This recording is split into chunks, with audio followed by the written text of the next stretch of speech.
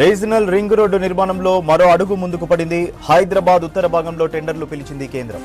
4 లేన్ల express వేకి టెండర్లు ఆహ్వానించింది. సంగారెడ్డిలోని గిమాపూర్ నుంచి యాదాద్రి వరకు 161 కిలోమీటర్ల మేర రీజనల్ రింగ్ రోడ్డు నిర్మించనున్నారు. మొత్తం పనులను 4 భాగాలుగా విభజించారు. 5,555 కోట్లతో రోడ్డు నిర్మాణానికి టెండర్లు పిలిచింది కేంద్రం. 2 ఏళ్లలో పనులు పూర్తి చేయాలని నిబంధన పెట్టింది.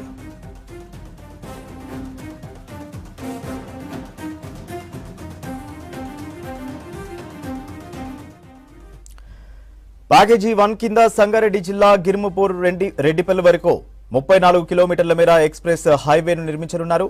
ప్యాకేజీ 2 కింద రెడ్డిపల్లి ఇస్లాంపూర్ వరకు 26 కిలోమీటర్ల నిర్మాణం చేయనున్నారు. ప్యాకేజీ 3 కింద ఇస్లాంపూర్ నుంచి ప్రజ్ఞాపూర్ వరకు 23 కిలోమీటర్ల నిర్మాణం చేయనున్నారు. ప్యాకేజీ 4 కింద ప్రజ్ఞాపూర్ నుంచి యాదాద్రి జిల్లా రాయగిరి వరకు 43 కిలోమీటర్ల వరకు ఆర్ఆర్ఆర్ను నిర్మించనున్నారు. రీజనల్ రింగ్ రోడ్డు నిర్మాణంలో మరో అడుగు ముందుకు పడింది. హైదరాబాద్ ఉత్తర భాగంలో టెండర్లు పిలిచింది కేంద్రం.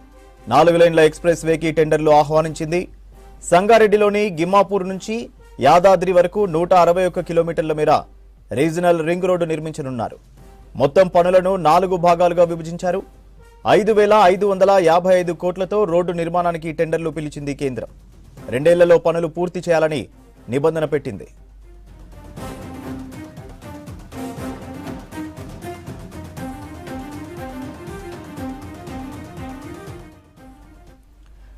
ప్యాకేజీ 1 కింద సంగారెడ్డి జిల్లా గిర్ముపూర్ రెడ్డిపల్లి వరకు 34 కిలోమీటర్ల మేర ఎక్స్ప్రెస్ హైవేను నిర్మించనున్నారు. ప్యాకేజీ 2 కింద రెడ్డిపల్లి ఇస్లాంపూర్ వరకు 26 కిలోమీటర్ల నిర్మాణం చేయనున్నారు. ఇక ప్యాకేజీ 3 కింద ఇస్లాంపూర్ నుంచి ప్రజ్ఞాపూర్ వరకు 23 కిలోమీటర్లు నిర్మాణం చేయనున్నారు.